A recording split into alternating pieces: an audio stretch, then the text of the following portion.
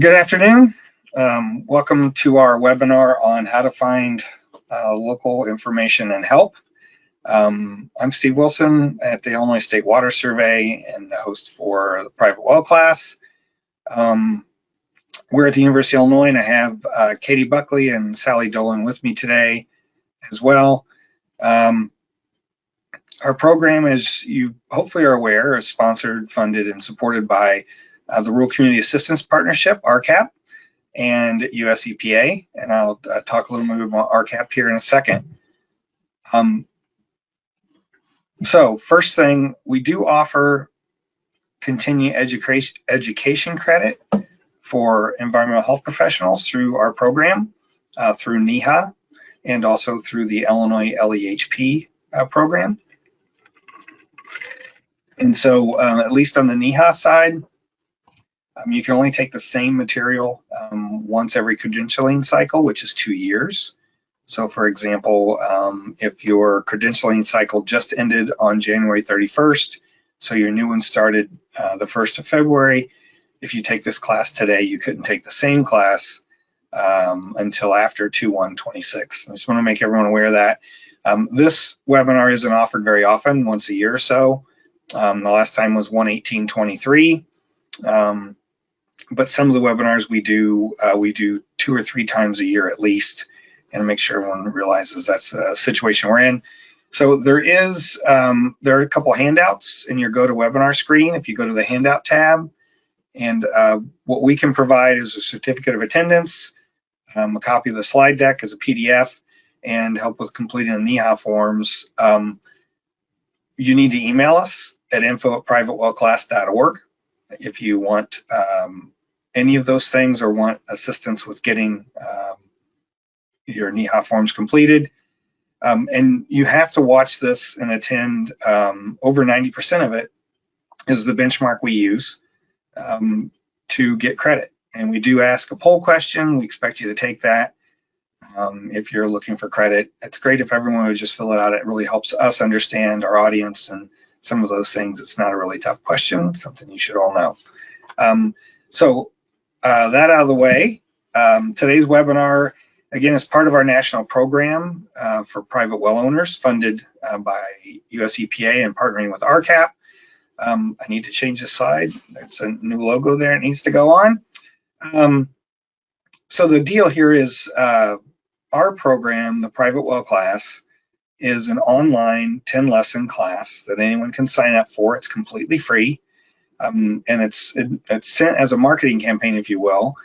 When you sign up with your email address, it'll send you a lesson, 1 of 10, each week at the same time for 10 weeks. And so you'll have those PDFs of the entire class. You can read them at your leisure. It's self-paced. No one's going to follow up and say, hey, there's no, there is a quiz post-test, or there's a quiz at the beginning and a quiz at the end just to see if you've learned anything by going through the lessons. And certainly we hope you have as a well owner. And then lesson 7 is really what we're talking about today. We put together an entire lesson of our class just on getting local help, because in the end, having a private well is a very local thing. Your geology specific, the rules in your state or your local jurisdiction, whether it be a county or a local county health department or local health district, may be different. The agencies that are responsible for licensing drillers and well construction code are different in every state. And so it's really a matter of understanding who in your state is involved and active and can answer your questions. And the one thing I will say about all of this is, as a well owner, you need to be inquisitive. You need to search online, whether it's Google or whatever, find out who the folks are at those agencies and not be afraid to give them a call or send them an email. They're there to help. A lot of times they have great information to provide you. If you don't have your well log, that's how you're going to find it in a lot of cases, if it's available, all those sorts of things. So to me, it's a really important thing to be aware of. A lot of folks may not realize so much information is available online. And if you want to learn about your well and the geology and where your well is and where your water is coming from, there's a lot of information out there to help you. So we are recording this. We record every one. Matter of fact, I looked today. I added a slide in here that shows our YouTube page. Our first webinar was on January 16th, 2013, and there are 111 webinars on our YouTube page, which makes this the 112th. So our program has been vetted by a lot of folks. We appreciate that we're still doing the work we get to do. We get to help people. It's kind of a really nice situation, or fun situation to be in.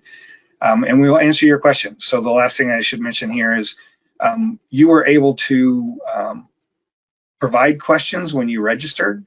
We went through those questions and we're going to answer a number of them. It's kind of a long lesson, so not as many maybe as typically, but we also will stick around afterward as long as we can to answer any other questions you have. If you have questions, follow-up questions at the end. Again, our chat or question box that's on your GoToWebinar screen, if you'll go there and put those questions in there, Katie's going to monitor that during the webinar today, and she'll have a list that we'll pull up on the screen and we'll try to go through. Okay, with that, we should move on. Oh, I didn't. Well, Sally, so I'm Steve Wilson, I'm a groundwater hydrologist, and Katie Buckley is our water resources specialist here at the Water Survey. We both have been involved in the private well class since at least 2015. I've been involved since the beginning. And I didn't add, I forgot Sally Dolan.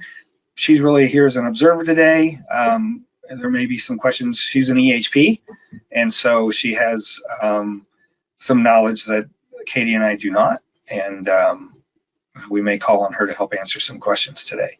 And also Walt Kelly, who's the head of the groundwater section at the Water Survey, is a geochemist, and he's been helping us with some of the questions related to those things, related to treatment and sampling. Walt is retiring February 29th, and so that's going to be a loss for us, but congratulations to him. Okay, so first thing is to do a poll question. Katie, if you want to launch the poll.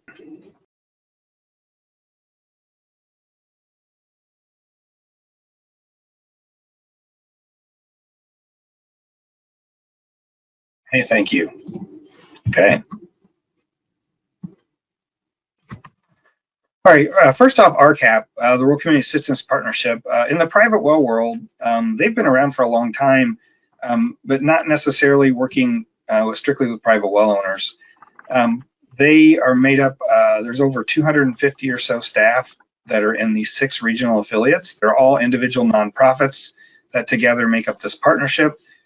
So like the Great Lakes Community Action Partnership is based in Ohio, but they have staff in every state that's under their area there. Like we're in Illinois, and we're part of Great Lakes. I believe they have 5 staff in Illinois. Most of those are water or wastewater operators, and their main role is helping small communities, water and wastewater systems, improve, become sustainable, help them with compliance issues, help them write grants, all those sorts of things. But since we started the private well program, working with RCAP in 2013, they've also brought on private well experts in each of the regions. I'd say altogether there's about 20 staff that work within the 6 regions. And so if you're a well owner, they can answer your questions. They can even come and visit your well. We have an assessment tool we developed working with a bunch of experts that provides an opportunity to go through everything related to your water system. What kind of pipes you have you tested, where's your septic system, look at your well type, the geology. Are you on an old dug well? Are you on a drilled well that's in sand and gravel or in bedrock? How deep? All those things. And then basically walk through all that with you and provide kind of an assessment of what things maybe you need to do better. Like, we run into really odd situations sometimes where there's no lid on the well, or they have a Folgers can on top of the well. That's inviting bacteria, and likely those wells will have coliform bacteria when that happens. And so the importance of a sanitary well cap, all that sort of stuff. And we work with them directly for professionals. Sometimes professionals like a county health department or a state health department or a local health district will ask RCAP to go do an assessment of a well that has a problem. They also work with partners. If you're in a local health agency and interested in putting on a workshop for well owners on basics or on water quality or whatever, RCAP folks would be glad to partner with you on that, help find speakers or be a speaker, and advertise, all those sorts of things. Again, this is funded through US EPA, so we have a grant to do all this work, and so 100% of the things we do are free to well owners and professionals, just like those of you who are on here getting credit for as a environmental health professional. You're getting free CEUs or free CEs. It's really an advantage for you, and for us, it means that we have a chance to have you for an hour or two. Maybe something will come up that you haven't done before or worked with private wells. And I feel like I learn something every day when I work with other folks, and that's kind of the idea here. So if you're interested in working with RCAP or finding out who the lead is in each of those regions, you can email us, or you can go to one of these websites or call them. But you can also go to us. I can give you a name and an email address directly to get to the person who leads their private well program in each of the regions. I just wanted to show the assessment tool. This is really just the front page, but there's 18 sections, so it's kind of involved, and it really requires someone who has some wherewithal to understand wells. But it asks questions about septic systems, and we actually have a companion assessment tool now for septic separately, or on-site systems. When you've tested, what you've tested for, do you have backflow devices on your spigots and your hose, things outside, all that sort of stuff, and why that's important. So it's really, it's a great service. They've done over 3,600 of these assessments around the country for private well owners since we started this part of the program around 2017 or 18. It's really like a sanitary survey. If you're a professional and know what those are, small communities, drinking water systems for community water supplies have to do a sanitary survey every 3 years, and it's really a vulnerability assessment of their system. So it's kind of like that, but it's not required by law. It's all voluntary, and the results stay with you. It's also a chance for us to educate well owners about topics and specific situations. I've been here over full-time over 35 years, and I've been to several thousand private wells, honestly. Everyone is a little different in some way. Even in a rural subdivision where one driller came in and drilled all the wells over the course of 2 weeks to the same depth, there's something different about each situation. Either the pipes in the home, if they have treatment, whether their cap has been replaced, if they've ever sampled, just everybody has their own story. We run into wells of every type, including like the one I grew up on was a hand dug 14-foot brick-lined well. My grandpa dug it himself in 1933. It's in a ravine so that water would flow to it, and it's also in a cattle pasture. So you can imagine it's totally unsafe, and that's what I grew up on. I know we had a couple people ask questions about muddy water in their well after a rain or a hurricane. That's not good, and that's what we'll talk about today. We'll get to one of those questions today.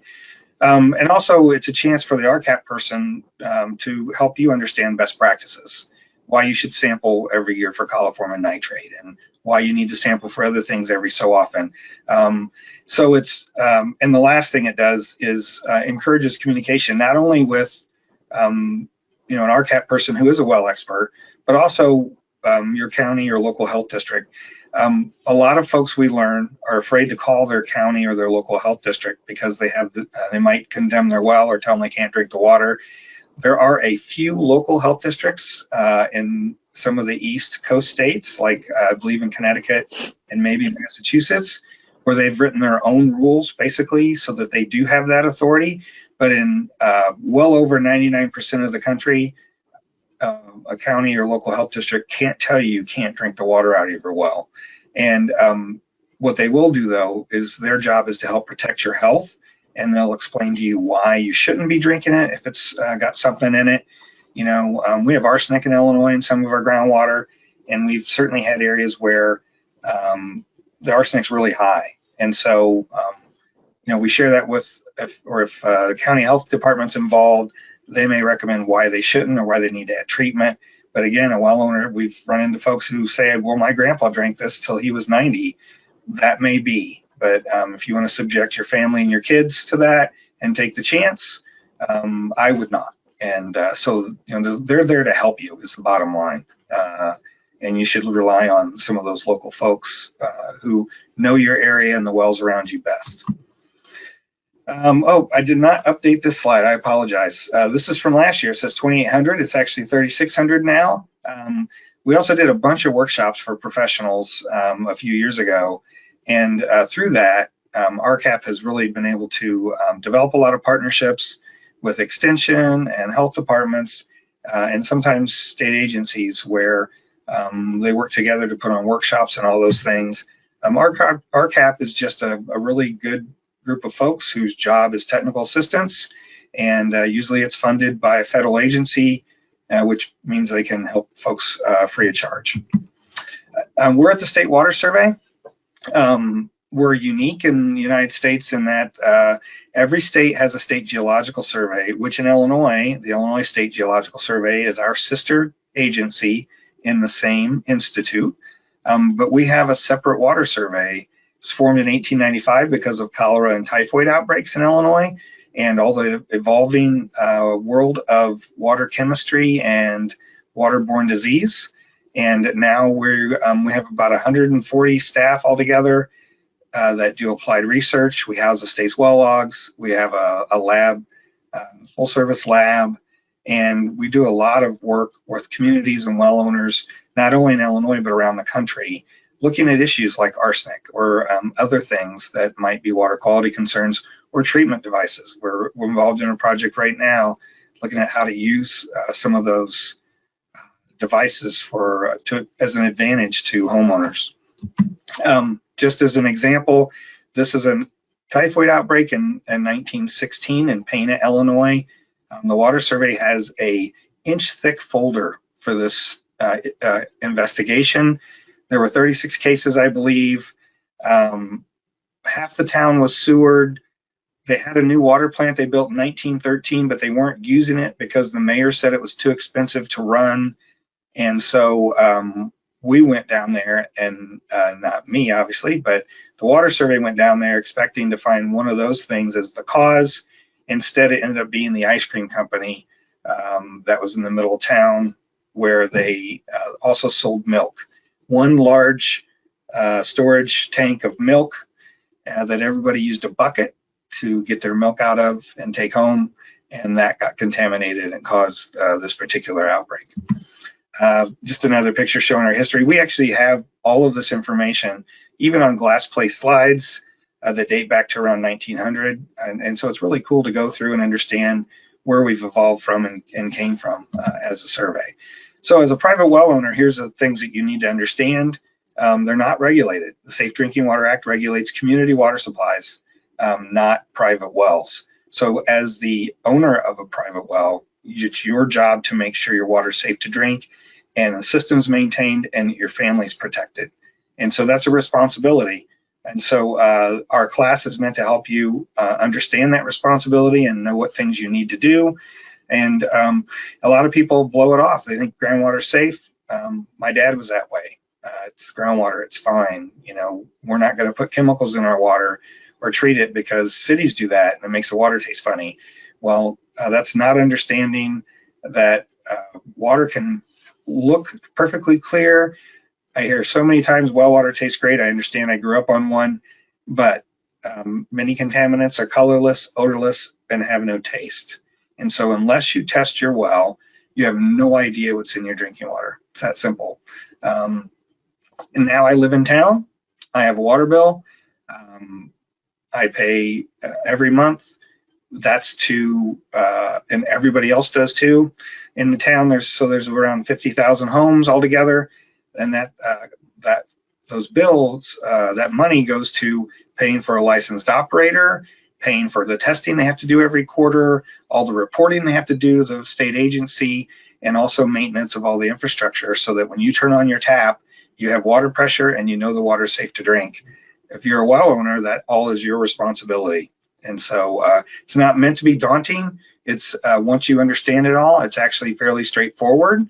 And it's just a matter of you need to do all the little things.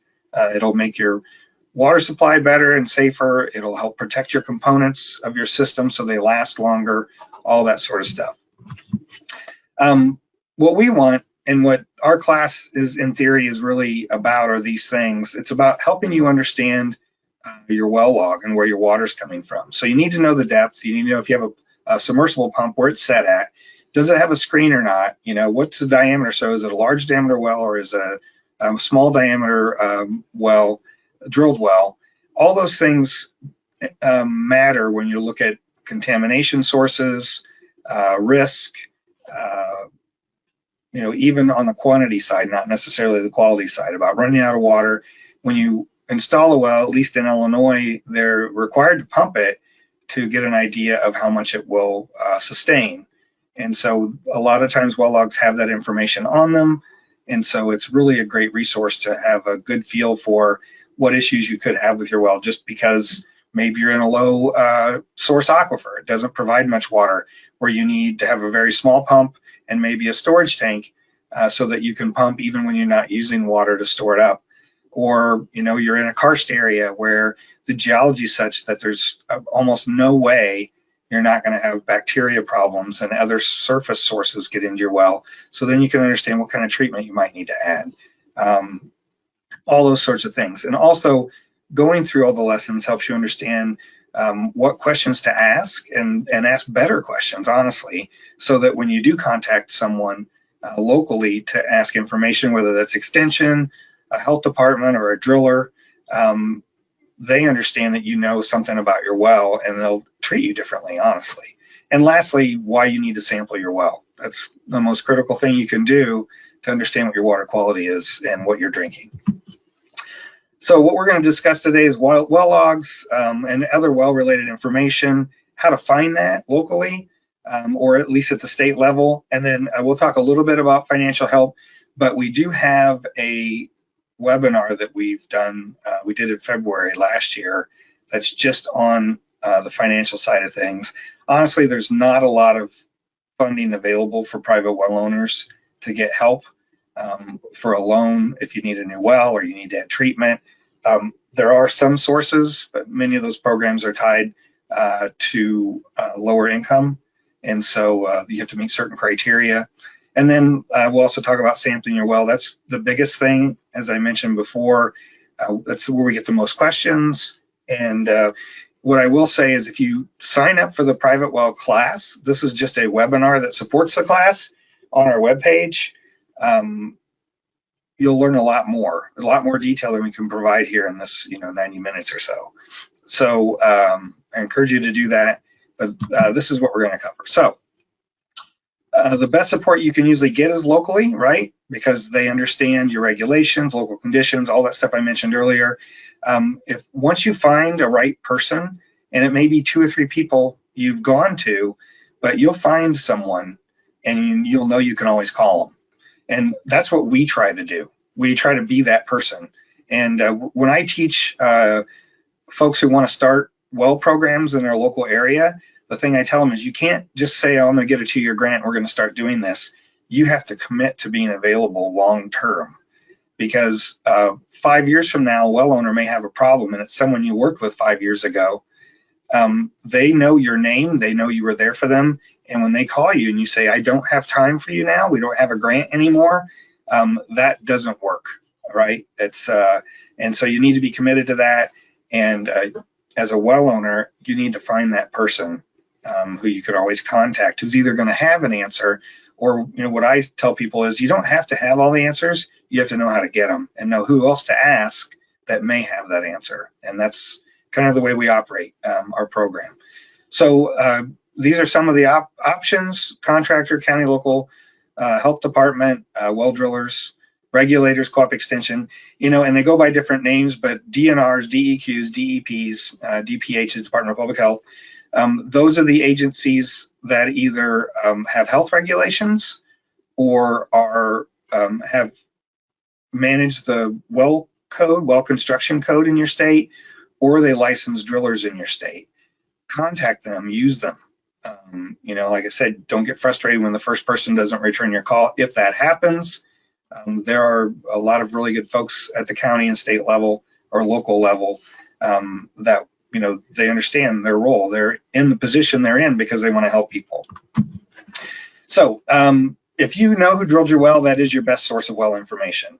If you don't, there's some issues. Many times you won't know. You bought the house is 60 years old, the well was done in the 60s or 70s, and now no one knows who drilled the well, or there's no log on file with either a local authority or the state. We have run into cases where the driller wasn't required to file a log and they're not willing to share it with the homeowner. I think I addressed this in the questions too, but if that happens, call me or email us. I'll get involved. I did last year in a situation in Georgia.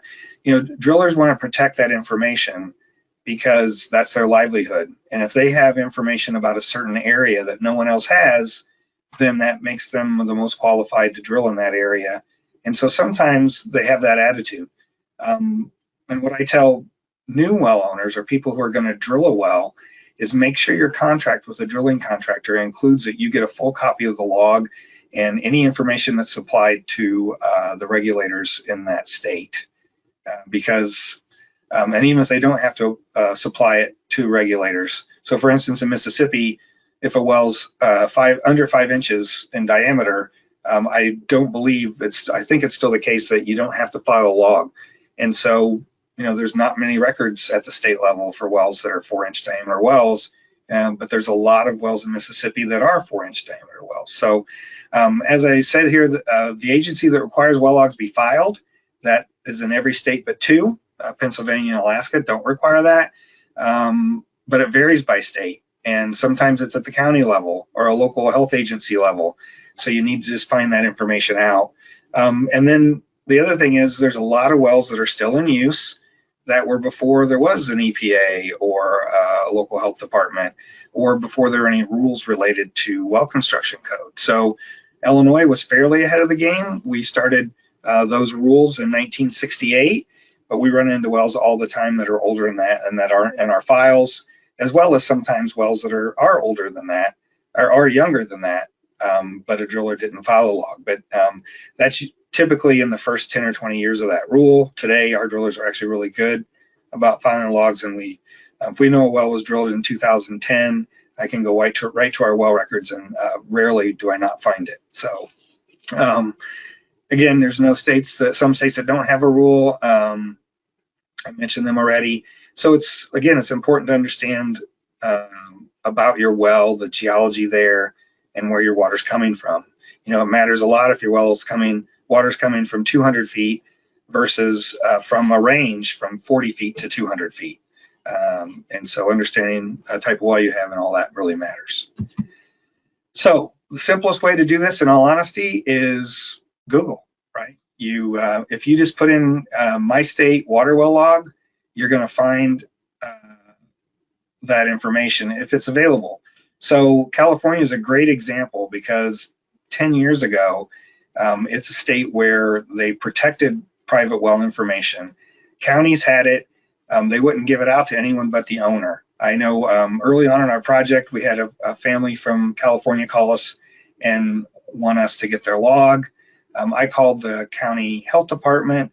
They would not give it to me. They said that the owner had to get it and then they could send it to me. And so that's what we did. Then there was a lot of changes in California because of the drought that started in 2012 and lasted years. A lot of wells had to be deepened, all those things. And now they've passed laws there that make all that data available. You can get on their website. They have a really cool set of data there. You can see almost anything, all the well completion reports, any geologic logs, everything that they have. There is a GIS service that you can get into and look at information. When you go to that and you click on it, I get there, they're just, go to the viewer, you can see I zoomed into an area in California and you can see everything about that well. And you can see by the bar that's on the right side that's what we're looking at. That little box is maybe a fourth of all the data that's listed there. And so there's a lot of really good information. You'll notice that there's a lot of I'm colorblind. I can't tell if those are red or brown or green, the darker ones on that, but they look like they're in the center of, they're on a line. A lot of times drillers logs are based on a legal description, and they only go down to a 10-acre plot. And so it gets mapped in the center of that 10-acre plot, and that's probably what's going on there. Again, they're all available. You can find it. I clicked on that log. Yeah, so moving on, New York has an on-site system. New York's interesting because they didn't require well logs to be filed with the state until 2000, which is really late in the game. And so at one point, they estimated they only had about 10% of all the well logs for the wells that were in the state. They found a unique way, looking at tax records, to identify at least the parcels that have wells. And by doing that, they've located over 700,000 additional parcels where they know there's a private well. But as far as geologic data or other things, that data set's still pretty limited. I was asked to work in New York and near Niagara Falls and Buffalo on some tribal lands to look at wells. And so I learned this system when that happened. It was a long time ago. But the logs they do have on file. You can see things like what's important here. There's a lot of bedrock wells there. And so, for instance, there's all these wells are shallow. About the fifth column over says well depth. They're all, less than 80 or certainly less than 100 feet. And so only a couple of them list casing length. But the problem in this area, especially in New York, is there are a lot of wells in upstate New York that might be 400 or 500 feet deep, but bedrock's right at the land surface. So they may have only 20, 30 feet of casing, and then water can get in that open borehole in the bedrock from 30 feet all the way down to 200 or 300 feet, however deep the well is. And so that's not very protective of water quality because it's so close to land surface. As a sand and gravel well at 200 feet would have solid casing all the way to 195 and then have 5 foot of screen where water could get in. And so it really matters to understand those things. And this is the one I clicked on.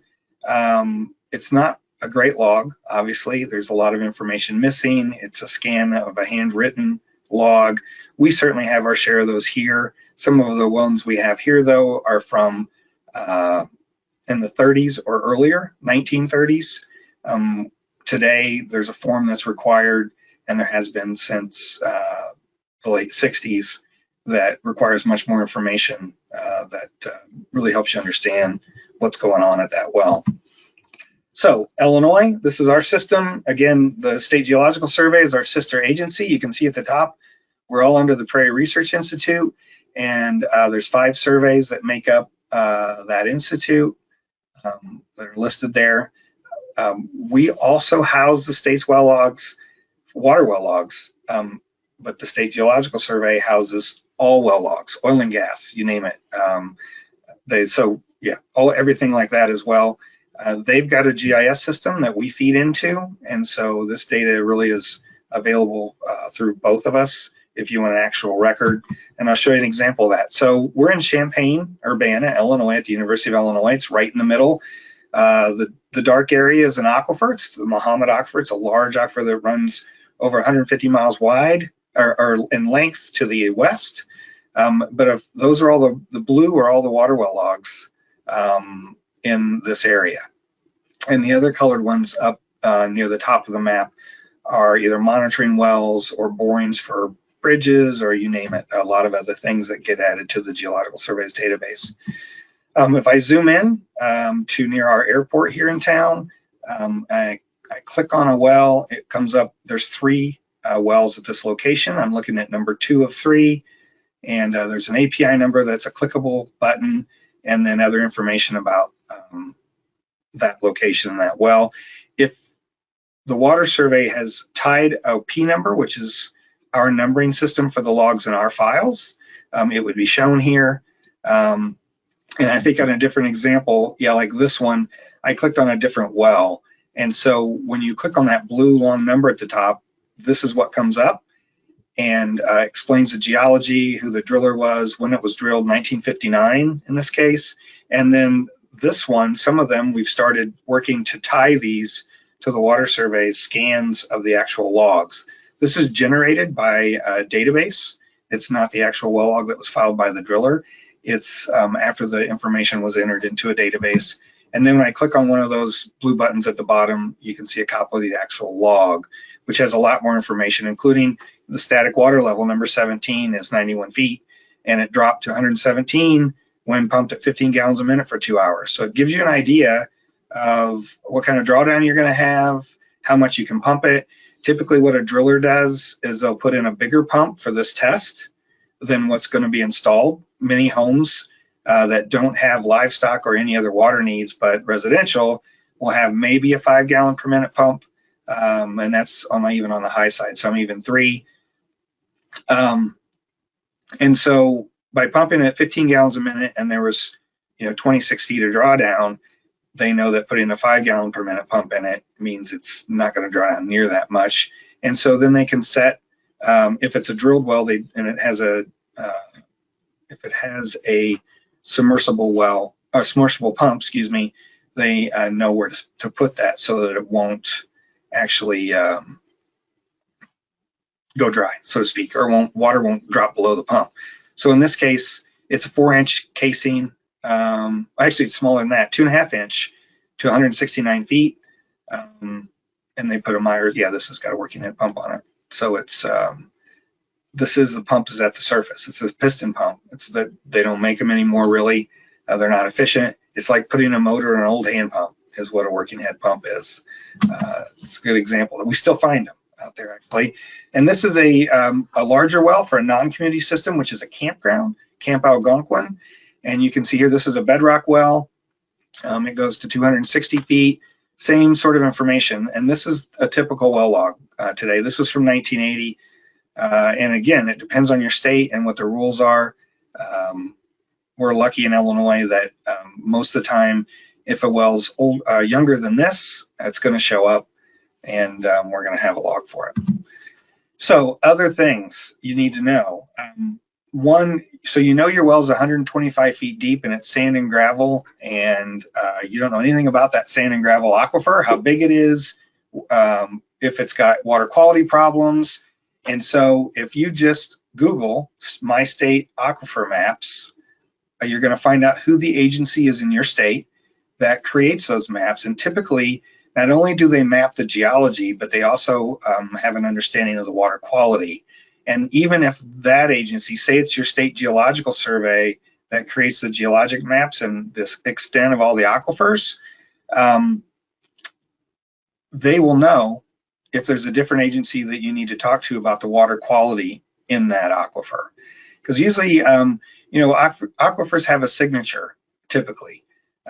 You find certain areas that have certain constituents. Like I know in our sand and gravel aquifers, we have a few that are high in arsenic and others that have none. And it really depends on the makeup of the sand and gravel that are make up the aquifer.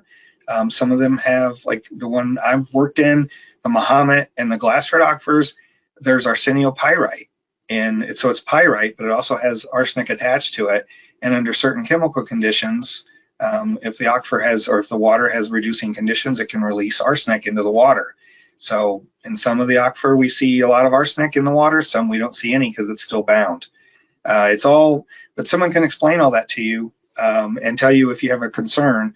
Like we know that if someone's drilling well in Tazewell County in Illinois, we would suggest that they test it for arsenic, because that's one of the places where typically that arsenic is being released by the geologic material and all that sort of thing. So this is for Oklahoma, and their Water Resources Board is the agency there that maintains all of this. I'm going to click on an aquifer map, and it shows me, this is a state level map of all the major and minor aquifers in the state. Some of these are shallow, some are deep. Alluvial means laid down by a river. So like if you can see the, I believe the VA will be one, and so would the NC that's right in the middle going to the top. Those are probably river valleys. So there's a major river running through there, And yeah, it's a North Canadian river on this map. And so if you think about it, when you come up to a major river when you're driving on a road, you usually go down into a bottomland or the floodplain for, you know, anywhere from, depending on the size of the river, from 2 to 10 miles. And that is flooded enough times over time, especially when glaciers were melting, you know, hundreds of thousands of years ago, that laid down a lot of sand and gravel. And that's called alluvium. And those are alluvial aquifers, which means they're usually close to the surface.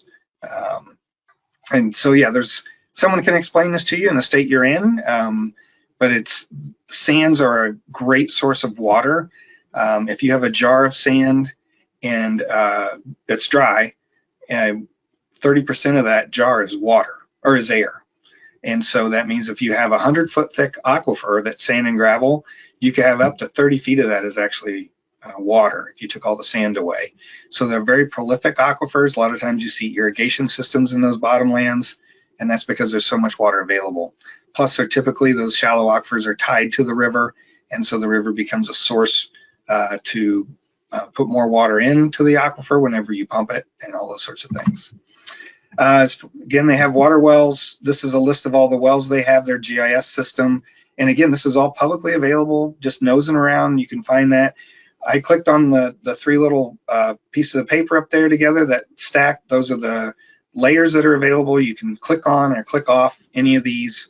And so as I go through, you know, I'm looking at groundwater wells, and it gets into details, and you can see over on the left what things are on and what some of those colors mean, all that sort of stuff.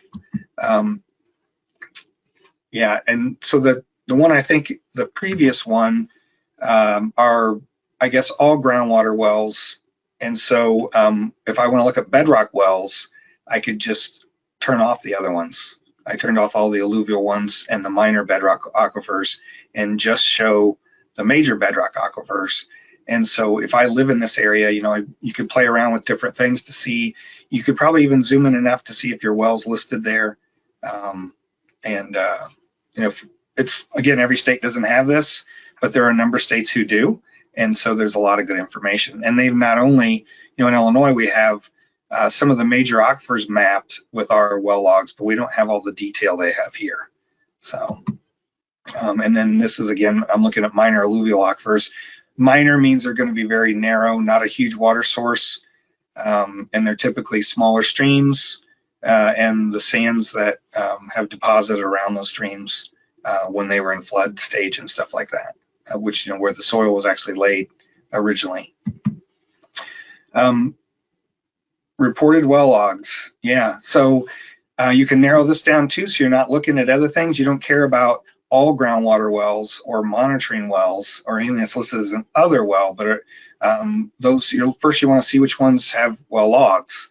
If you're looking to look at your geology, there's two advantages to this. One, you may zoom in and see that there isn't a well log for your home or, you know, within a block, but there might be 4 or 5 that are within 2 blocks.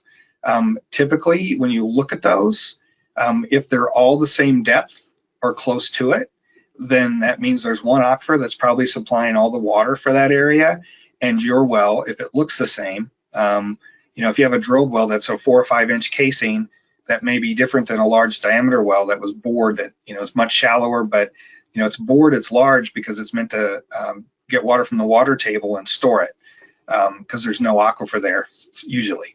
But you can use other well logs to you know, have more confidence in what's in what your well log would look like if yours isn't available. So we find that, so like in Illinois, before the state caught on to this, the rule for becoming a public water supply is 15 homes or 25 people, which means if you have one water system serving more than 15 homes or 25 people, you have to be listed as a public water supply, which means you have to follow the Safe Drinking Water Act. You have to test, you have to have a licensed driller. There's tons of rules that go along with that. So we find that contractors were wise to that. And for a number of years before that kind of quote loophole was closed, they would go in and put in a subdivision in an area that didn't have public water and put a home every 3 to 5 wells and then connect them all. So now you have 5 homes who are sharing one well, just because they were trying to be cheap, is the only other way to say it. Rather than giving everyone their own water supply, they forced everyone to work together, so to speak. People you may not know, new neighbors, all that's great until a pump fails or there has to be some work done, and then who's going to pay for it? And they cause a lot of problems. And so you'll see that a lot when you look at these kind of maps. You'll zoom into a subdivision and there may be one well every 4 or 5 homes, which is, wrong, but it's the way the world is. If you want to look up monitoring wells, the only reason you do this, I think, is if you're concerned about a water quality parameter. If you have a lot of monitoring wells near you, I'd also then wonder if there isn't something like an old Superfund site or a landfill or something that requires monitoring to be done by law. And so it can just be a way for you to identify that, hey, I didn't realize this was an old Superfund site, or whatever it might be. If you get into the details on any of those, you can find out what they're there for. And in a lot of cases, you can even find data on water levels or water quality in those particular wells. And yeah, just going back to this, I clicked on one. This is a domestic well, 60 feet deep. Yeah, so a lot of different examples here. This is a commercial well, it's 1,200 feet deep. It doesn't have the pumping rate listed here. It's probably on there somewhere. It says approximate yield is 75 gallons a minute, where the one before, the approximate yield is 2 gallons per minute. So, they drill deeper to get to more water. That doesn't always work, or from a different aquifer where maybe the water quality is different and it's commercial, so they maybe had the wherewithal to actually do that. So, yeah, there's a lot of other data available. This is what that page looks like. You can go in and search for water well records based on the county, if you know the legal description, or the township and range, or if you know the well ID. So like in Illinois, we have a P number. We don't have a system like this where you can just type in that number that's publicly available, but we have one here that we use when we're answering requests from the public. We just haven't had the bandwidth to actually put a public facing site out there to allow folks to do that. But we can certainly get to that information. But like I said, every state has their resources in different places. This is a really nice system. Again, this looks a lot like what the New York one did as far as how the results are. You can download your results for all the wells. This is also beneficial, not even as a well owner, but if you're an engineering firm and you're putting in a new building. A lot of ordinances at the local level require you to do an investigation and an evaluation of environmental impacts. And so one of the pieces of that typically is you need to identify all the wells in the area, if there's any risk to anyone who has a private well, and what that might be. It's also a way for them to find water quality data that may exist for, like, that says there's an observation well up there, the second one down. So there's a lot of uses for well data. In most states these days, it's all public. And so, it's not information. Your well information is public information. And for folks who don't like that, really, it's really for the best, for the greater good, so to speak. It allows folks to find information they need about the geology and potentially where there's could be issues, or if a spill happens. We have a case up in the Chicago area where there was a large spill at a chemical plant. Initially, they didn't think it was a big deal because it's in an urban area and everybody should be on public water. But then a quick search of our records shows that Cook County, which is Chicago proper and the inner suburbs, has over 3,000 private wells. And that's because some of the municipal boundaries don't line up, or they were never incorporated into a community jurisdiction. And so it did make a big difference. There were several hundred wells that were impacted, and they were able to deal with that. Even water level data, you can, we use this. We have monitoring wells all over the state of Illinois. We have long-term data, some going back to the 50s, where we can see what happens after 2 years of drought or 2 or 3 wet years. Or like we had a drought in 1988 here, and then we had record rainfall in 1993. And seeing those extremes and how they may affect a given aquifer, help us understand how connected those aquifers are to the surface, all that stuff. But you can see what you expect a well to do over time based on the depth to water. And a driller, this is an advantage for them as well, because they know that the historic low, in this particular example, it's only 2 feet here, but some aquifers may vary by 40 or 50. I know in the summer here, our confined part of the Mahomet Aquifer, water levels in the summer can drop over 50 feet because of a number of irrigation wells in the area. But as soon as those irrigation systems turn off, water levels bounce back up over winter to the levels pre-pumpage in the spring. But that matters for setting the pump, because you want to make sure the pump's below that low level that was there. And if someone's having intermittent problems in the summer with their well, it may just be that their pump is, water's going below the pump and their pump needs to be deep, and it doesn't necessarily mean you need a new well.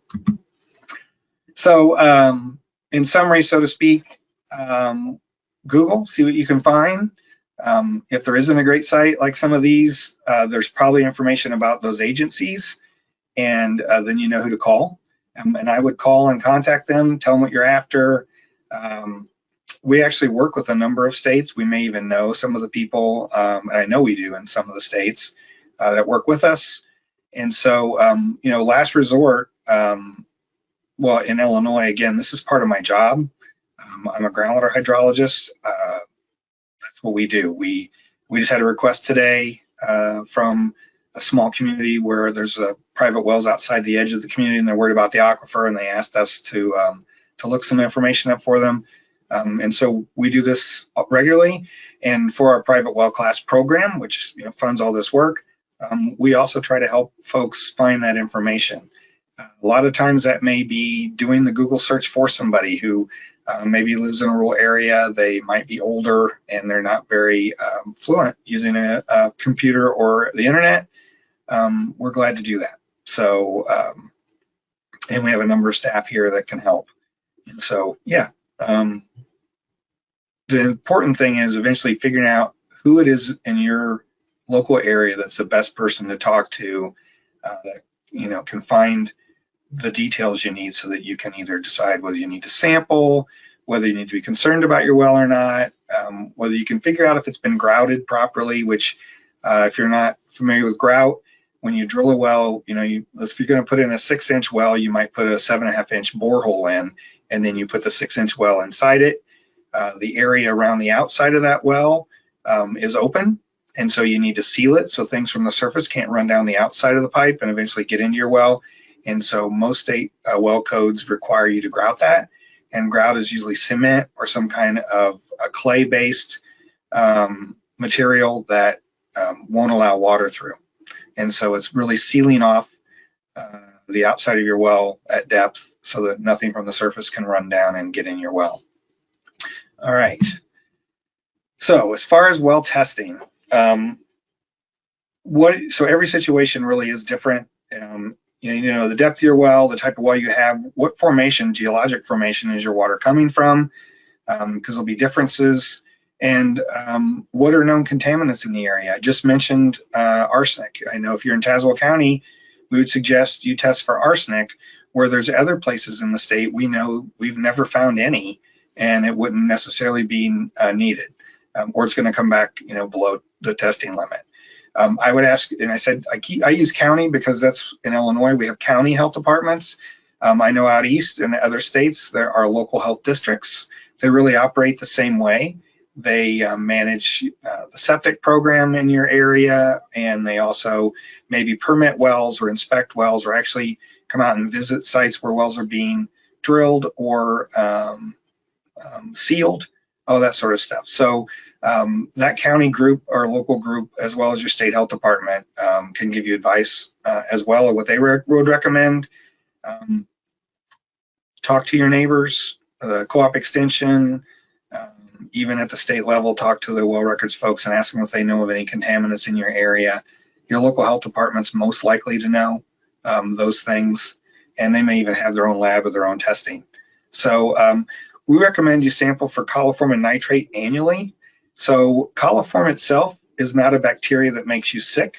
It's E. coli and fecal coliform that make you sick.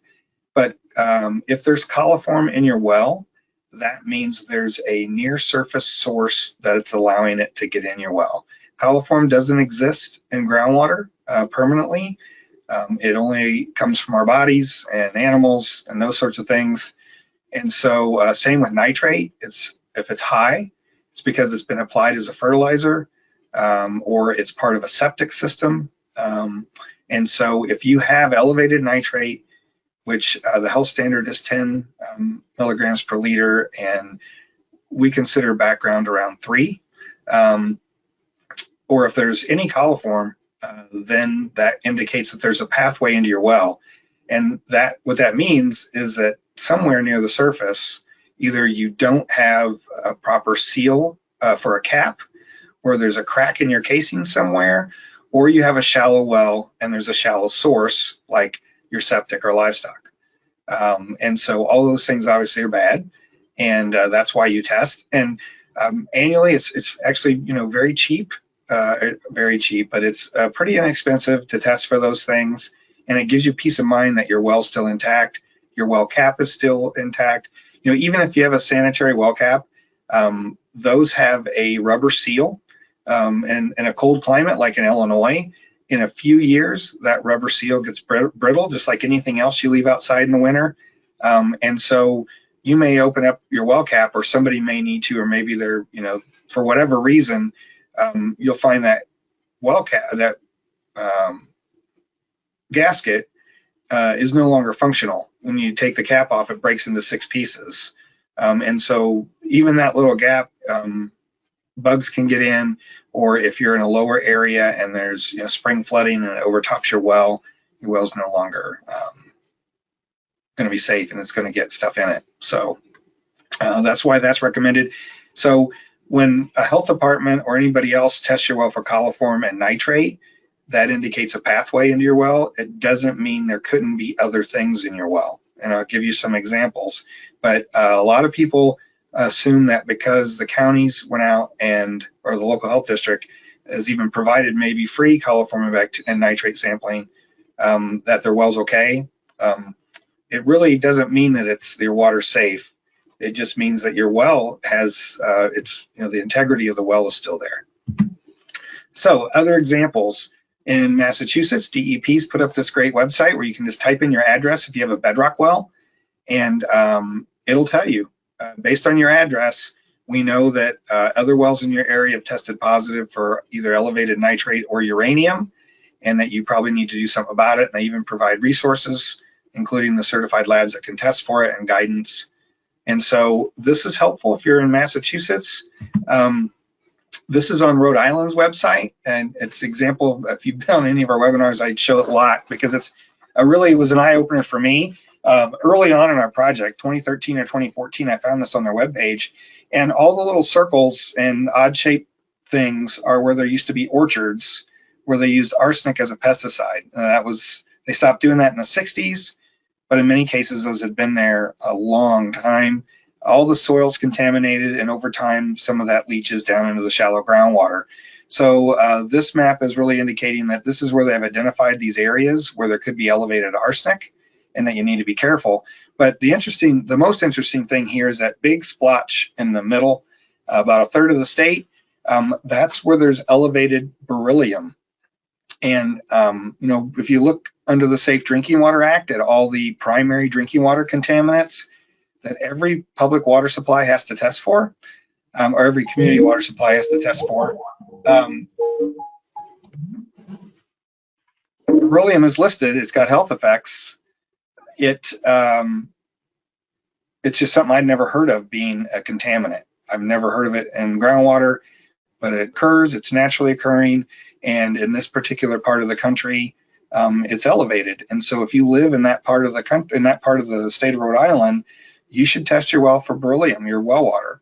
And so this is, honestly, this is the poster child for why you need to ask and be inquisitive, because I would have never guessed, you know, that you have to worry about beryllium, but there are certain places where you do. Okay, and I had to turn off that. I forgot to turn off my phone apparently, so I rang and I apologize.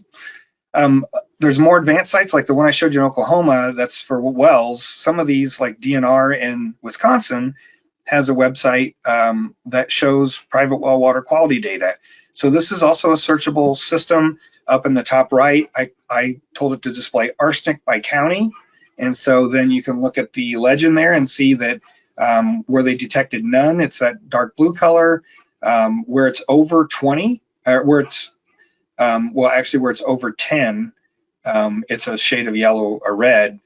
And the standard for a public water supply is 10 parts per billion. If it's over that, it's considered unsafe. And so you can see that near Green Bay, there are 3 counties where the average water quality sample they've taken, and I have no data on how many wells this represents, and it may be just a few, because you can see a few of the counties are actually clear. That means there was no data in those counties, or that hadn't been put in here yet. And this has been updated since I took the screenshot a lot, and so there's a lot more information today. But it's just, you know, if I'm going to move to Green Bay and want to buy a house on a private well, or if I live on a private well near Green Bay, then that tells me that I need to worry about arsenic. And there's a lot of constituents they have in here. You can search other than by county, and there may or may not be data. Like if you search by section, that's a 1 mile square.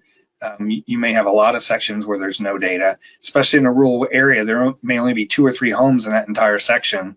And so if those folks haven't submitted a water test and had it analyzed by the state, it's not going to show up.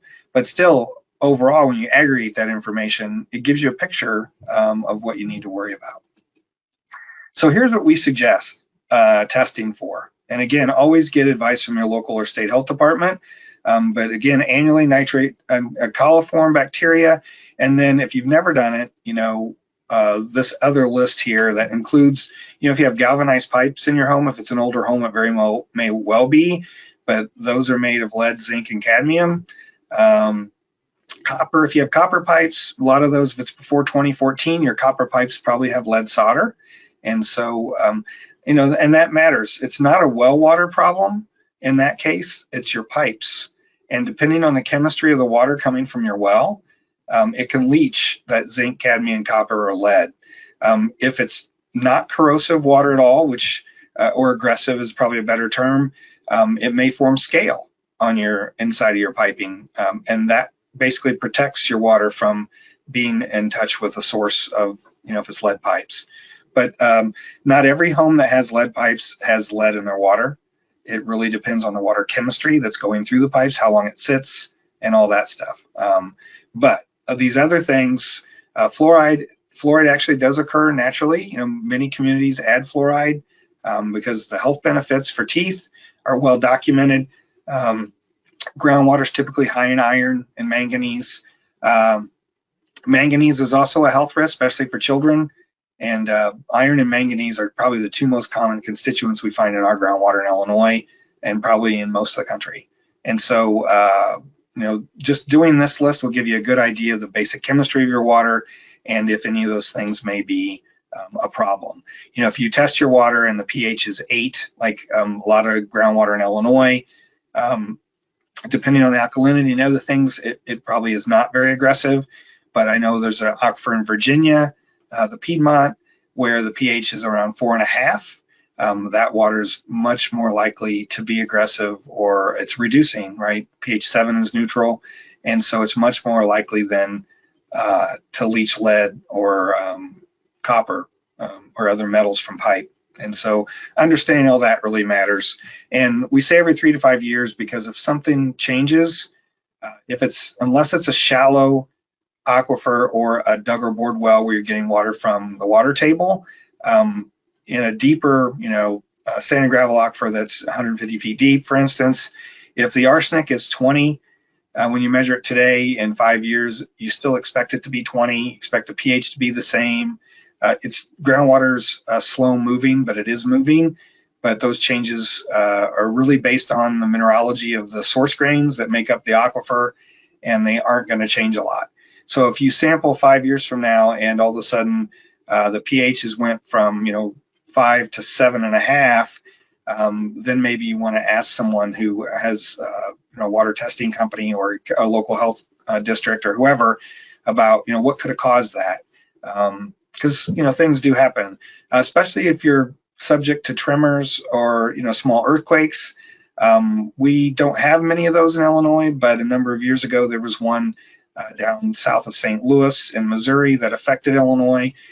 We had water levels in a couple of our monitoring wells that are in that bedrock changed by 4 or 6 feet and permanently changed.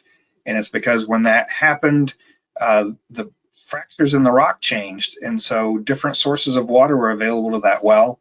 And it actually raised the water level 4 or 6 feet, and it's stayed there ever since.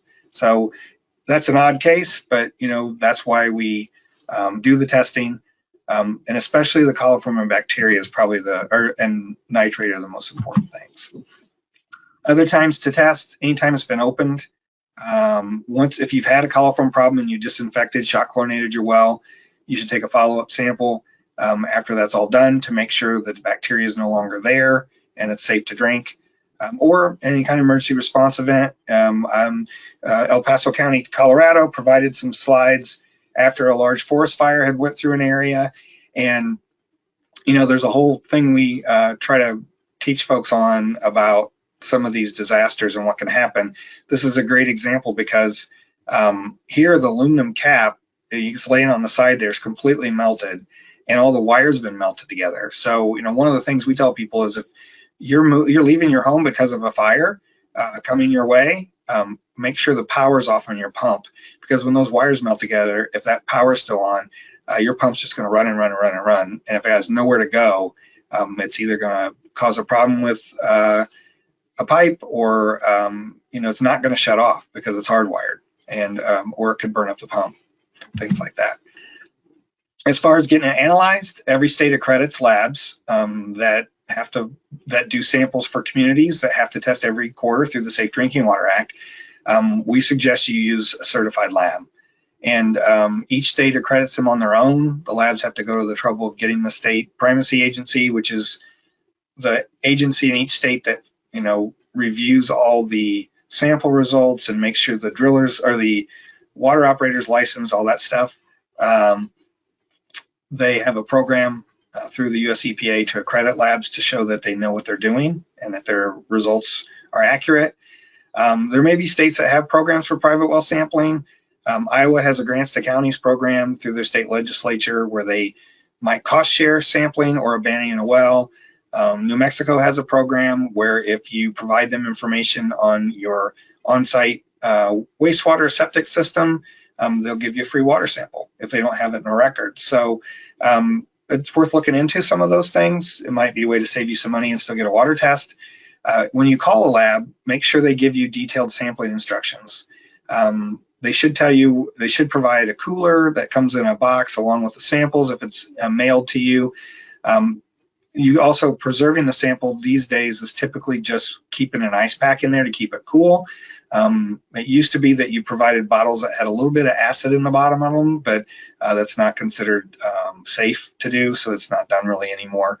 And then they should give you all the instructions, even a return label if it's going to come back to them, so you can get that done. If you have questions, they should be able to answer them. And what I tell folks is if a lab can't answer your questions and it's clear they don't have someone that understands issues related to private wells, find another lab, because they should be able to serve you as a customer just like they serve community water supplies. And lastly, we are looking into trying to provide an option through our website. It's not there yet. We don't know if it's going to happen, but we would use certified labs around the country that would then provide that option to people. So just because so many people need that. And again, we don't know if that's going to happen for sure or not. We're a university, but we're looking into it. As far as finding labs, I just Googled EPA certified labs, and all the information's here. The certification of laboratories, I think it's called NELAC, and I can't remember what that stands for, but when you click on EPA's webpage to get this information for certification programs, as you scroll down the page, it lists each state. You can click on it, or you can go to the drop down, and when you click on your state to see what certified labs are there, for one, you don't have to use a lab in your state. You may want to, especially if you're close to a state line, there may be a lab a lot closer right across the state line. It's no magic thing that if they're certified for Illinois that and they're in Missouri, that you couldn't use the lab in Missouri. You still have the same confidence because they're still meeting the rules of the federal of EPA for the Safe Drinking Water Act. So when you click on a state, though, it brings you to a web page, and this is up to what EPA and the states have put there. When I went through this, some of the links didn't work. It needs to be updated. That's an issue that we need to send to EPA and let them know. I imagine it's a nightmare to try to maintain that as states change their websites and people change and all those sorts of things. But there's a variety of these. There's New York's, and they've got a lot of information here. You can find labs that only do bacteria, find labs that only do chemical parameters, or maybe radiological things. There's a lot of ways, and there's also a phone number there, so you can just call them and say, "Hey, I'm in Niagara, New York. What lab should I use?" And I believe the State Department of Health also does testing in New York as well. Just showing some examples. They're listing, in this case, they're just listing their certified labs on a web page. It gives you all the details. Some of these may not be in their state. They may be, across the country, but with the email we have today and the way we can move packages across the country, there's a few things that have less holding time, like for bacteria, it's less than 48 hours, I believe. And so, it has to get there in less than that time to be a viable sample. So all those are things you can ask a lab whenever you're talking to them. And you may be lucky and that there's a lab very close to you. And so you can maybe just hand deliver it. I know we have that here sometimes. Folks will bring in samples that live in, like in Champaign County where we're at. Again, NELAC, it's a National Environmental Laboratory Accreditation Program, which are, couldn't remember the name, but you can, this is Oregon's, and they list their labs there. As I mentioned, sometimes the web pages aren't updated. Now this is actually the same slide I used last year, so this has probably been fixed, but I just want to show it as an example. Don't get discouraged. There's a lot of other sources here. You can certainly find a phone number or an email address at the bottom to find out what you need to know and talk to the state of Virginia, for instance. Yeah, and that's what we did.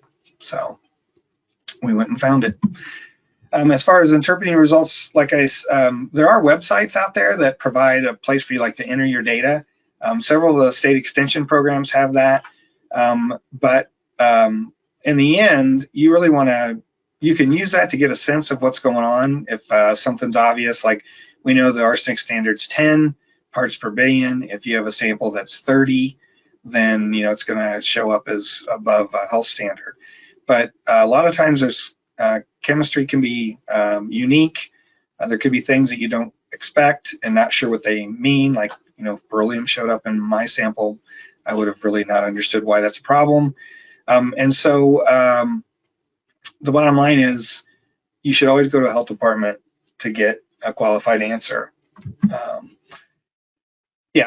So, let me go back. I didn't include, there's a lot more here that we talk about in other webinars. The state of New Hampshire built one of those systems with funding from the Centers for Disease Control. And it's what we recommend. And if you need that address, I bet Katie can find it. It's called the Be Well Informed tool, and we can put it up at the end in the questions. But it's a really cool system. Not only does it allow you to enter your sample results, but it also lists what kind of treatment will work on that sort of problem. So like for arsenic, it's going to say a cartridge filter or RO. And so it gives the well owner more information. And it started in New Hampshire. It was so popular that now the Environmental Council of the States, which is made up of one person from each, from a state agency in each state that look at environmental issues and stuff. So they have on their website a page for that. And now there's like 9 states that have a version that you can go to. So it's pretty cool. But if you want more information on that, you can find that in some of our other webinars. We usually talk about it if that question gets asked during the question part of this too. And so if not this webinar, it'll be on future ones, and you can go back through our videos and find it on an old one as well. As far as funding and financing, there's a lot of cost to being a private well owner, right? Not only drilling your well if you had to drill it, but replacing or any components, if anything corrodes or a pump fails, all those sorts of things. Sampling your well, and managing your septic system, or abandoning any old unused wells, or if you find something when you test, even if it's aesthetic things like have high iron, so it's staining all your porcelain, you might want to add treatment to remove it. Then again, regular maintenance if it's in a building, or you have a well house itself. Just need to understand all the things that are there, because it's a responsibility. And so I just wanted to lay that all out. It's not meant to be discouraging. It's just you need to know what you're getting into and know what things you should be concerned about if you have a private well. So as far as funding issues, as I mentioned, well owners are really responsible for their own well. That's nationwide. The Safe Drinking Water Act specifically says that the act doesn't apply to private wells. It's just too big of an animal. There's 23 million private well owners in the country. There's just a lot of issues there. So USDA has a program through the Farm Bill that provides funding to nonprofit groups around the country to provide loans for repair replacement. And now not only wells, but also septic systems and treatment. But it's based on income. And so right now, the way the past Farm Bill was written, it has to be 60% of the poverty level in your area or less, which what we've learned is, and that's been for the last 4 or 5 years, there should be a new Farm Bill this next year. That's way too low. The money's not being used because there just aren't enough folks who are in that income bracket that actually need or want help. And so we're hopeful that when the new Farm Bill comes out, it'll go back up to at 100% of the local poverty level, and that should make a few more people eligible. And that's still probably going to be pretty low for most folks. And so it may not, those resources just aren't there. So, but what I can tell you from running this program and the phone calls we get, there certainly are a lot of folks who are in a lower income or bracket, if you will, who don't realize they have a well problem until their well doesn't work.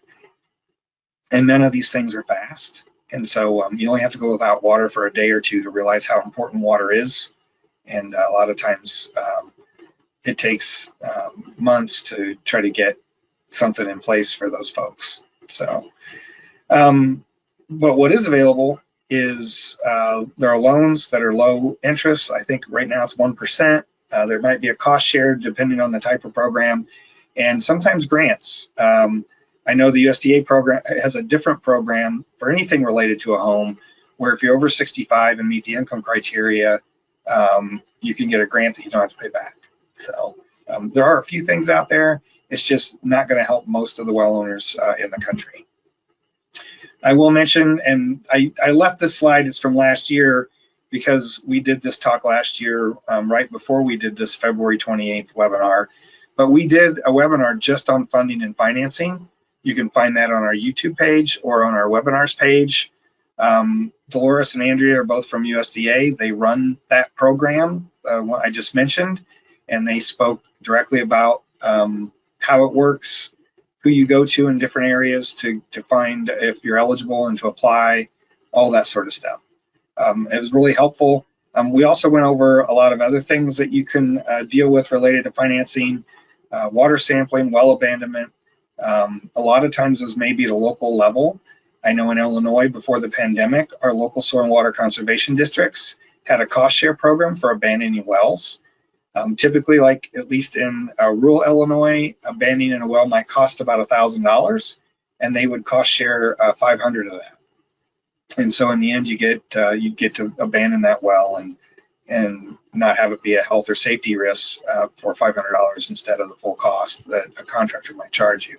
Sometimes even less than that. So as far as emergency situations, I wanted to mention that, I talked to the Texas Well Owner Network. They're a partner on our grant.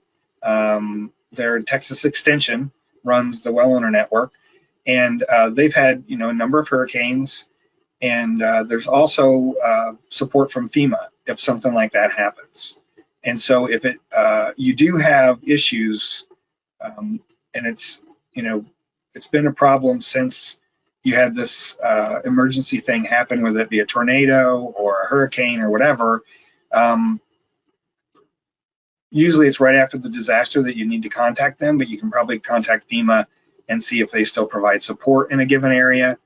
But it's something I wasn't aware of until I talked to Joel Pig down in Texas.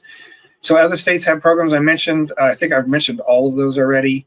And then what we try to do on that webinar for funding and financing is I just spent literally a day or two searching the internet for with different search terms to find where in that webinar you'll see like, a watershed district in Nebraska has a program, or, some county health department has a program during Groundwater Awareness Week, or whatever it might be, which I should mention that Groundwater Awareness Week is coming up. I believe it's the second week of March, and we probably don't have a webinar before that, but you can find more information about that on our webpage. We have a Pledge to Test campaign. You sign up and pledge to test your well. We'll draw 1 or 2 names out, and from those folks who've agreed to test their well, and we'll pay for it. And so it's a cool program. We work with a company called TapScore that provides basically they're a middleman to the labs and provide all the front end to get to send you a kit and do all those things so you can get a well sample from a certified lab. So a little bit about the private well class. Again, if you're not familiar with it, a lot of people have signed up for our webinars. We used to ask, how many of you have taken the private well class, the 10-lesson class that's emailed? And literally it's always 10 to 20% of the folks on the webinar, which is a little discouraging, but we keep talking about it, and hopefully folks will realize that there's a lot of good information there. And it's information you can just keep. In the end, it's 10 PDFs, and it provides a lot more details about, it walks you through the way I would teach someone about learning about their well. So it starts out explaining how water gets into a well and how water becomes groundwater and how it can get contaminated. Then it goes through the basics of the types of wells, and on to the very end about types of treatment and things you need to look out for. And so the idea there is it's like a well owner 101. It's meant to give you all the basic information that you should understand if you're going to own a well and try to keep your family safe. And so, and again, it's this gives you a chance to ask questions and better questions. So this is the front page of our website, privatewellclass.org. You just click on the button in the middle that says take our free class. It takes you to this page where we ask for your email address so we can send them to you, your first name, and what state you live in. And again, the last one there, what state you live in, we're not asking you to give us your address. We just need to show our funders, US EPA and RCAP, that we're actually reaching people all over the country, which we are. We're actually people all over the world taking our class. Again, it's class instruction. It comes every 7 days. It's self-paced. You're on your own. But we have other resources under our resource library. These are all free and publicly available, but each of these documents, like under number 1 there, the science of groundwater, all of these support what's in the 6 to 10 pages of the lesson that's emailed to you.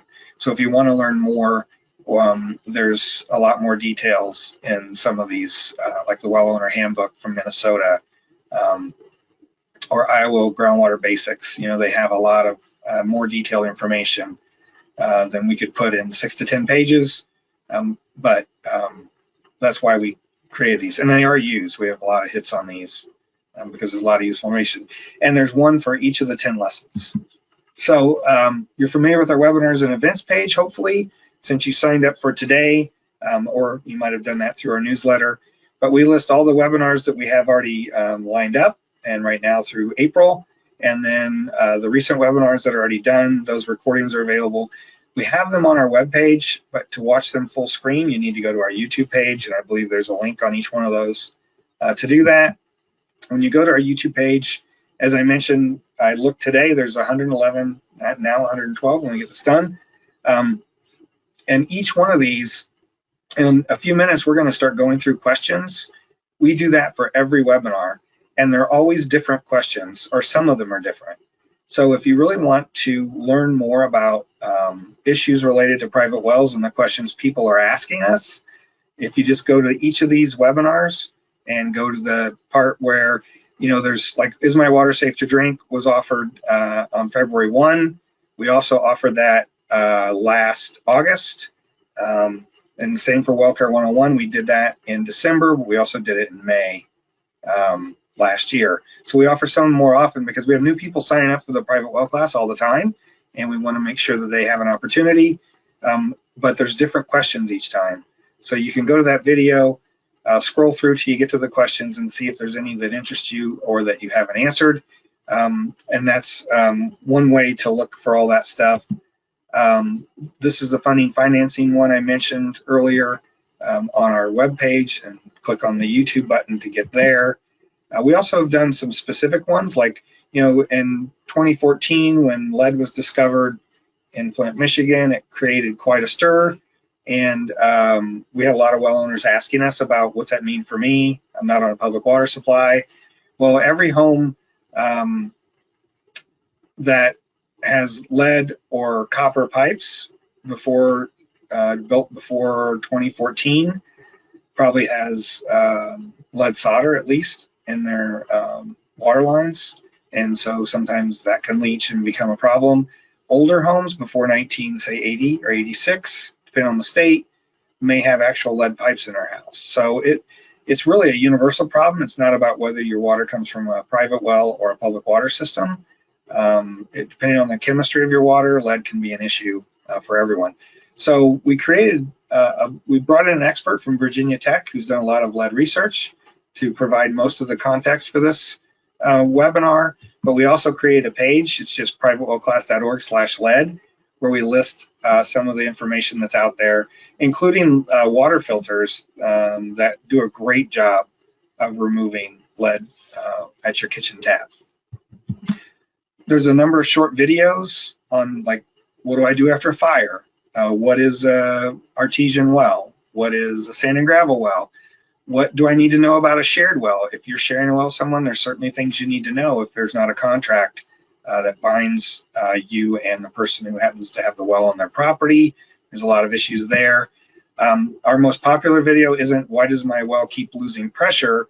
It's how does my pressure tank work? But this one's close. It's the one I mentioned is that over 400,000 views since 2016.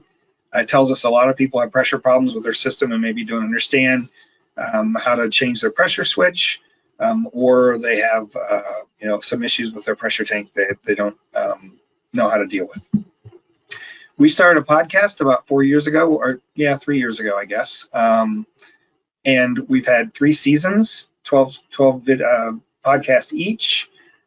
It's called Tap Talk, the Drinking Water Rural America podcast. It really covers both sides of the rural drinking water issues. small community systems, and private wells. So we have experts on both on these to talk about different topics. So some of these may be about financing for a public water system. That's obviously not relevant to the folks who are interested in private wells. These four, however, are all working in private well issues, for instance. And so there's a lot of good information there. And these are folks who are well respected in their various fields and who have a lot of knowledge about issues related to treatment or public health or sampling and certain kind of contaminants. So check it out if you're interested. It's pretty interesting. I'll also mention that if you're a professional and you're in an area that has native Spanish speakers that have private wells, we do have this completely written up as identically as a Spanish language set of lessons. Also, some of the videos have been transcribed into Spanish, but not nearly as many as what we have on our English side. So, the goal of our program is really to help a well owner understand why their well is important, why they need to understand how it works, and so that all in all, they can help protect them and their family from risk. And that's our effort. We're always available to anyone who has a question. And so with that, we're going to go to the submitted questions. So we always get more questions than we can actually answer, but we try to pick questions that are either new or will be interesting to a national audience. And if you just signed up the last couple days, I probably won't get to those today. You are welcome to ask them in the chat. We'll stay as long as we can. I think usually this is supposed to be a 2-hour webinar, and sometimes it may run a little bit over. Today I have a hard stop at 3 o'clock Central Time, which is in 29 minutes, but I think we should be able to get through everything. Yeah, and again, Katie is monitoring the chat and question box. You can put your questions in there and I'll pull them up at the end. So what sort of permitting or environmental testing diagnostics are required before a local landowner drills a well on their Illinois property? This was someone from Illinois. I try not to answer state-specific questions, especially if it's about something that only applies to that state. This really does not. It applies to everybody, so I went ahead and answered it. The first thing to do is to search, Illinois water well permitting. You're going to come up in Illinois with the Illinois Department of Public Health, in Wisconsin with DNR, in New York with Department of Public Health. It depends on the state. In Washington State, it's going to be, oh boy, it's East. I can't remember now. I'm sorry. It's the Department of Ecology, DOE, or DO, yeah. And so it really depends on how the state legislature in your state set up all these agencies back when all this was being formed. And so that's the agency you need to contact and find out what kind of permitting is required. And so what matters, a couple things here. Most people don't try to drill their own well, but the way you worded this question suggests you could. And in Illinois, you're allowed to, if only on your own property. I don't certainly recommend that. Why you'd want to drill your own well if you don't have experience, I'm not sure. You're trying to put in a well. You see YouTube videos online all the time where people are driving a sand point and 15 feet into the ground and using that for the water supply. You get what you pay for.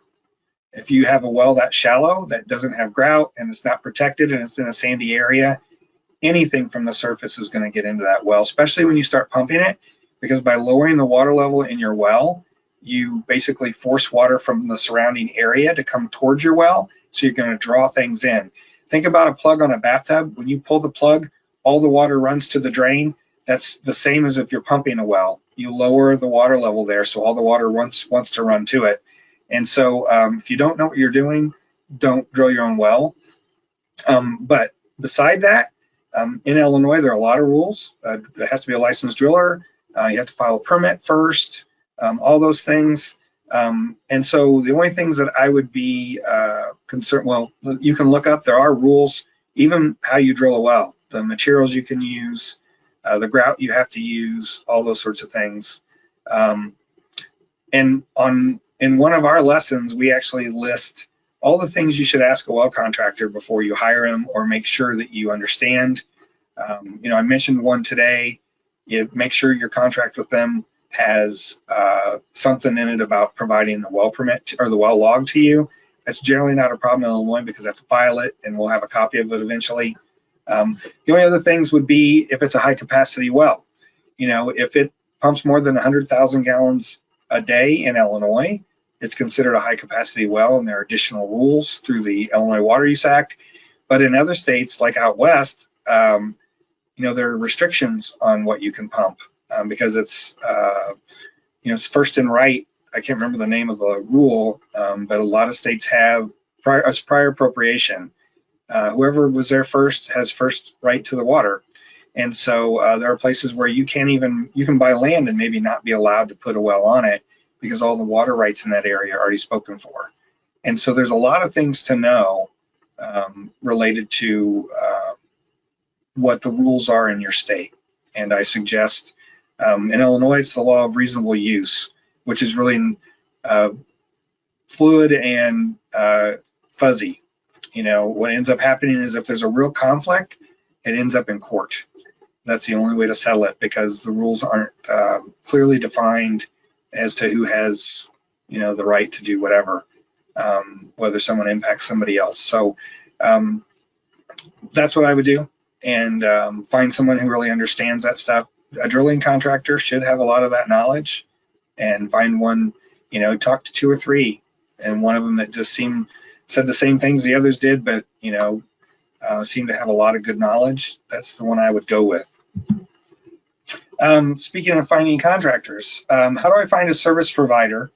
How do I find service providers in Somerset County, New Jersey for submersible well pump and water tank? Again, I said I'm not going to answer state-specific questions, but this is a good lesson for all of us because the National Groundwater Association has a list of all the contractors who are either members of the NGWA, which, that's the agency or the organization that represents drillers around the country. I'm a member as a scientist and engineer of a different subset of the association, and or they have a voluntary certification program that drillers can go through to get a certificate from them that shows that they basically are knowledgeable and know what they're doing. It costs a driller money. They don't get anything for it that helps them with their state, but they do have that credibility built in because they have that certification that says, we've been able to pass this test that some people, can't or haven't gone to the trouble to learn what they need to in order to pass it. So other than that, and I'm going to show you an example on the next slide, 2 examples actually.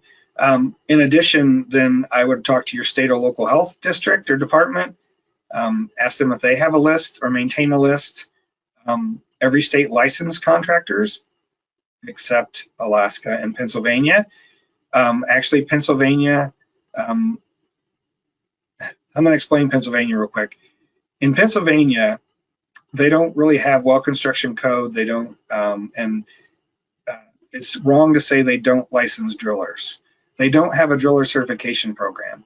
So everyone on this call today could go to the website for Pennsylvania well drillers, their certificate, their licensing program, pay $60 and you'll receive a drilling license for the state of Pennsylvania. There's no further tests. There's no tests you have to pass. There's no continuing education. Basically, you paid a fee so you can drill in Pennsylvania. I don't consider that a certification program in any way. And so I list Pennsylvania as not having one because you don't have to know what you're doing to put a well in Pennsylvania, except in a few counties and areas where locally they passed laws that require you to either be a certified driller through NGWA or have some other rules they've set up so they can guarantee that people who are putting holes in the ground into their aquifers are know what they're doing and not going to contaminate things. So I would ask if there's a list, and a lot of states maintain a list because their contractors have to be licensed, and so that's an entire program on its own. And then as far as New Jersey, find the agency that regulates well drillers, pump installers, and those that construct wells. And then, I'd also ask your neighbors if they would recommend anyone. A lot of times if you're in an area where you have a well, other people do, especially any newer wells, how was it? Were they honest? All those sorts of things, you can find out a lot. Or if your well logs are available online, you can even go there and look and see if any of your neighbors have recently had a well and target them that way and know, hey, I live right down the street. I see you have a well. How was your experience? So as far as the NG, so what I did is I Googled NGWA contractor lookup. I knew it was called a lookup in advance, so I'm sharing that. But if you said list or anything else, it'd probably still come up. This was the very first thing on the list. And so under there, the National Groundwater Association has a site for well owners called wellowner.org. And so on that site, they list all these service contractors. So it knew when I got on there, because of all the cookies on my computer, that I'm in Champaign, Illinois. So you can see down at the bottom where the map starts. I didn't show it all, but it put Champaign, Illinois in there. I didn't type it. And then it lists all the ones. Champaign's actually below this map that's was cut off, but it's listing all of them within probably 150 miles because Chicago's a little over 100 miles away from us. But if I go to New Jersey, just as an example, I typed in Somerset, New Jersey, and it's showing me a little blurb of where each of those are, and then the information for each one. And the learn more is probably a link to their website. And so it's a good place to start. It typically will give you more than one option, and you can call them all and see how you feel. I make decisions based on how I read people and read things a lot of times and what I can find on the web and from others about them. Do they have testimonials, all that sort of stuff. But, some of these guys may only drill wells. They don't install pumps, or they don't put in the pressure tanks and all that stuff. Others are full service. And one thing I would recommend if you're going to put in a well is you find a contractor that does everything. We've seen cases where the driller drilled the well, they walk away, the contractor comes in and installs the pump and runs a line to the house and walks away, and then someone else comes in and installs the pressure tank and all that stuff, and then something goes wrong, and one will say, oh, well, that's not my problem, that's really their problem. And they'll say, no, that's not my problem, that's their problem. And it can really be a headache. And so that's just my advice. There's no rhyme or reason other than what I just mentioned, that sometimes it could lead to a problem. And a full service company like that, they're going to have people that can answer every one of your questions, not just the ones related to the well or the pressure tank, so to speak. So my high TDS reading is, my TDS reading is 1150 milligrams per liter. This exceeds EPA's secondary limit and is deemed unsafe, greater than 1,000. I'm interested where you got that, for one, the greater than 1,000. I can add a filter directly to my, can I add a filter directly to my well, or do I need to get a whole house filter with the tall skinny tanks? So a secondary health standard by definition means it's not a health standard. Secondary standards are aesthetic problems, taste, odor, staining. So having that high TDS, I'm interested where it says that's a health risk. A high TDS typically could be salt water. That's typically what's going on. And once the threshold there is around a little over 250 or so, you're going to start tasting it in your water. We have areas where there's salt water that's deep bedrock that's upwelling into a freshwater aquifer, and those folks are finding that to be a problem, and their water's starting to taste a little salty. So they're either treating it or whatever. But there's, and this part of this, or most of this answer came from Walt Kelly, who's our geochemist. Many people around the world drink water with the TDS over 1,000, including in the US, and he had actually said in Illinois. Probably the easiest way is to use an RO unit. It's a point of use device. You don't need to treat the whole house. And you just put one in your kitchen sink and then get your water for drinking from that. There's really no reason to have a whole house treatment. And I'll also mention that we've run into folks who bought a whole house arsenic treatment system that's RO, it wastes so much water and it's so expensive. And arsenic is really only a risk for drinking. It's not a dermal risk. It's not an inhalation risk. There's absolutely no reason to get a whole house arsenic RO system unless, it'd have to be really high. I talked to the Minnesota Department of Health, and even at 450 or 500, it's not a risk other than to drink. So I'll leave that there. Our home well, circa 2002, bought in 2021, doesn't have a well log registered with ODNR. Not sure if that's Oregon or Oklahoma, and so I didn't try to look anything up. How can I find more info about it? Well, really the only option is to determine who drilled the well, if you can, and then go to that drilling company and ask for a copy of the log. Since it was drilled in 2002, hopefully it was one owner before that, and you can still contact them and ask if they know or remember, or maybe in all the home materials you have, they listed something about that. If it was they bought the house after it was a development, and a contractor put the well in well before the house was ever sold, then a lot of those companies are still around, especially from 2002. They're just working in different subdivisions now or whatever, or different areas. And so if you can find that company that originally incorporated that, that area, this again, only if it's usually a group of wells, a group of homes. Other than that, you could ask local drillers if they might know. In some areas, like especially right here in Champaign County now, we had a one driller that was in our county and several others that are within 50 miles, but one of those retired, one of them chose to get out of the business. And so it's really hard to find a driller, and there may only be one. And so that's, and I'd like to, knowing the state since 2002, that's, every state I believe has, or almost every state has had rules in place for submitting a log since 2002. So I'm really surprised it's not available. And again, I mentioned if you're in multiple homes, it could be that case I mentioned earlier where there's a well.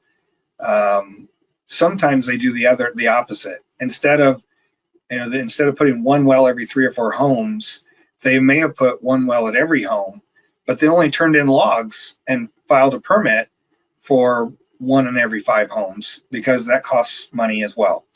And so it could be the case that if you can zoom in one of those things, if it's in your state and you can see that every home has a private well, but there's only one listed that's with the state where it was filed, that's another way that you might understand that. The good news there is it's very likely that they had one driller come in and put all those wells in at once, and they're likely all at the same depth. And so one log is almost as good as all the rest. But those are all specific possibilities. And again, it's important if you can find the driller. And again, if the last thing, if you do find the driller and they don't want to provide the log, let me know. I take that personally, and I'm more than happy to get involved if that happens. 99% of the drillers out there are great, but every once in a while you run into someone who either thinks they're above the law or doesn't want to be cooperative. And what I'll say about that is, if you think about it, you have that in every profession.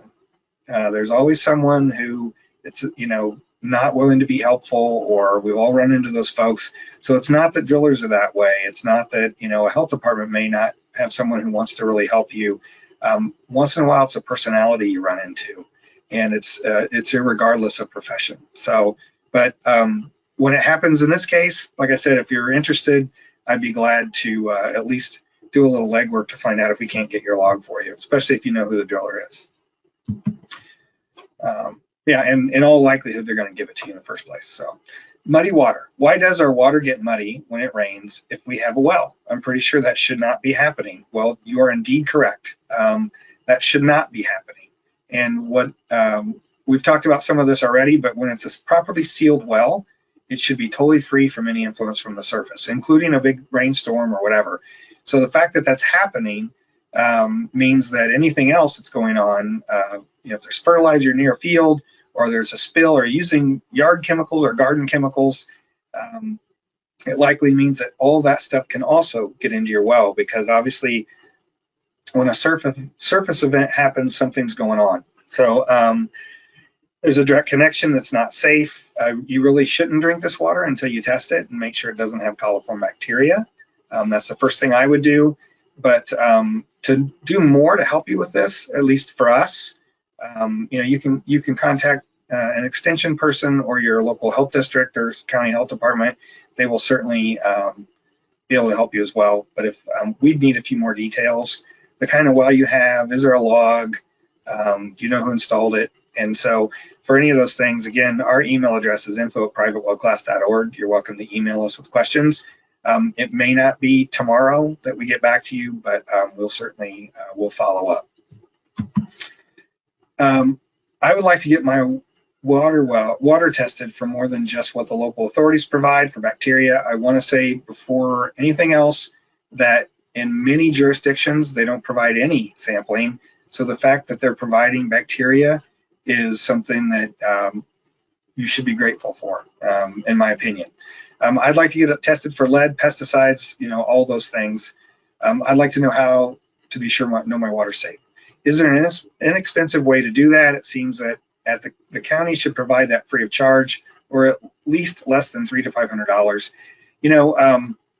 I don't know a county that provides that. So it's not, it's again, the nature of a private well.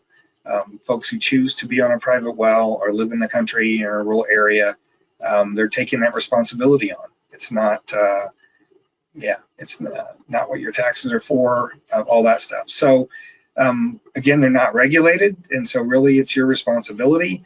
But that's why our program really exists, to help you understand what your responsibilities are, including testing, and we can help guide you through things. Knowing where you're at would help us.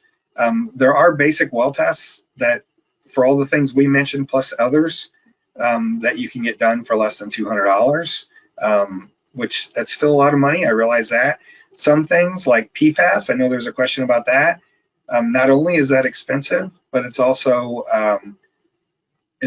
very difficult and not likely that a private well owner would have the sampling expertise to do in a way that might not contaminate the sample. Things like the shampoo you use to wash your hair the night before. You shake your head while you're doing this and the bottle's open, you could introduce PFAS into your sample. It's everywhere and it's in everything. Our clothes, our cookware, in the air, in our bodies. I'm talking about PFAS. And so some things, it's just difficult. And what we tell folks on that regard is you really need to assume that there needs to be a source, a known source nearby. If you're near airport's the best example. We do find it sometimes in places that are just rural, and most of those have been attributed to shallow wells and septic systems. So, yeah, that's not a great answer. That's just the way it is. We can certainly help you find a lab if you need to. There are options like online options as well, where they can send it to a lab near you as a service. So, yeah, I just wanted to make that clear to everybody. I thought this is a good question to do that with. So, and lastly, I bought an older property with a well that's no longer used because the house has public utilities. Should I get a well working again? Where do I start? Is it worth the trouble? Unless you have a really good reason and you don't want to use, your public water for your garden or livestock, then I wouldn't seal the well. I wouldn't put a well in with the idea that I'm going to have my own water and get off my public utility. Public water is safe. It's tested regularly. It's managed by a licensed water operator. They're required to sample quarterly, as I mentioned, and those results are publicly available on the quality of the water that you're drinking, and they're trained to deal with any situations. The fact that you can turn on your tap and always know you have water pressure and you're going to have running water is a really valuable thing if you ever grew up in an area where that might not be the case. So I grew up on a farm in central Illinois in a very rural area. When in the winter, if for some reason the power went out, we had no well, right? We have a generator that can run a few things. Most people don't even have a generator. We had an ice storm in 1976 when I was a kid, and we had no power for 7 days.